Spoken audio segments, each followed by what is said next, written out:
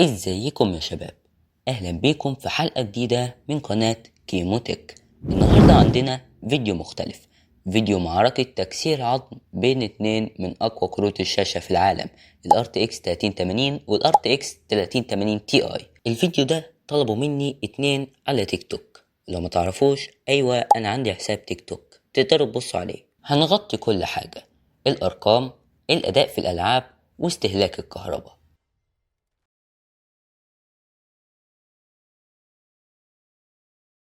ال 3080 عدد الكودا كورز اللي فيه 8704 كورس، وال 3080 تي اي فيه 10240 كورس، فرق كويس، وده بيخلي ال 3080 تي اي اقوى في العمليات التقيلة. ال 3080 الفي رام فيه 10 جيجا بايت جي دي دي ار 6 اكس، والتي اي فيها 12 جيجا بايت جي دي دي ار 6 اكس. يعني لو بتلعب العاب كبيرة بدقة 4K، التي اي عندها مساحة اضافية. بالنسبة للميموري باص، فالميموري باص في ال 3080 العادي 320، لكن في ال 3080 تي اي 384 بت.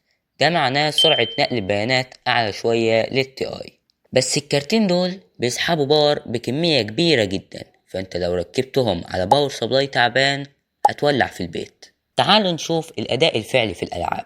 على دقة 1080p و 1440p الفرق بين الاتنين عادة 5 و10% بس، يعني مش هيحس بيه أي حد غير اللي عينه تفلق الحجر.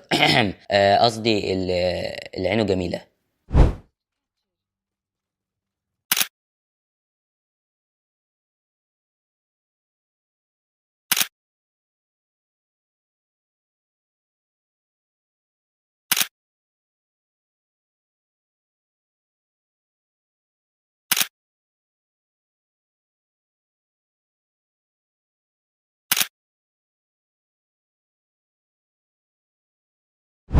يعني ببساطة ال 3080 تي اي أقوى، بس هل الفرق يستاهل السعر الإضافي ده؟ ده اللي هنعرفه دلوقتي.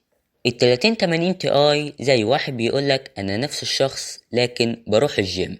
الفرق 5 أو 10% بس، يعني لو بتجيب 100 فريم هيبقى 110. يعني عينك لازم تكون عين صقر شاهين عشان تقدر تاخد بالك من فرق ال10 فريم دول. بص يا سيدي بقى، خد نصيحتي عشان تعرف تختار انه واحد فيهم. لو انت جيمر بتلعب على 1080p او 1440p، ال 3080 هيكون كفاية جدا ليك، وهتشتغل كل الالعاب بجودة عالية وبدون مشاكل. لكن لو انت لاعب 4K وبتحب الري تريسنج واعدادات الترا، ال 3080 تي اي هيعطيك اداء افضل شوية، لكن محتاج تبقى جاهز تدفع زيادة في السعر والكهرباء. لو ميزانيتك محدودة خد ال 3080 هترتاح جدا، لكن لو فارق معاك ال5 أو 10 فريم الزيادة، ولو فرق السعر بين الاتنين مش كبير، ممكن تاخد التي اي. بص بقى عشان نجيب من الاخر، ال RTX 3080 كارت جامد جدا لكل الالعاب الحديثة. ال RTX 3080 تي اي اقوى شوية، لكن الفرق مش رهيب الا لو انت محترف وتحب اقصى الاداء في 4K. وفي الاخر كل واحد يختار على حسب ميزانيته واحتياجاته. وبس كده يا شباب، دي كانت نهاية الفيديو. اتمنى لو الفيديو عجبكم متنسوش تعملوا لايك، سبسكرايب في القناة، وتفعلوا زر الجرس علشان يوصل لكم كل جديد، واستنونا في الحلقات الجاية. سلام.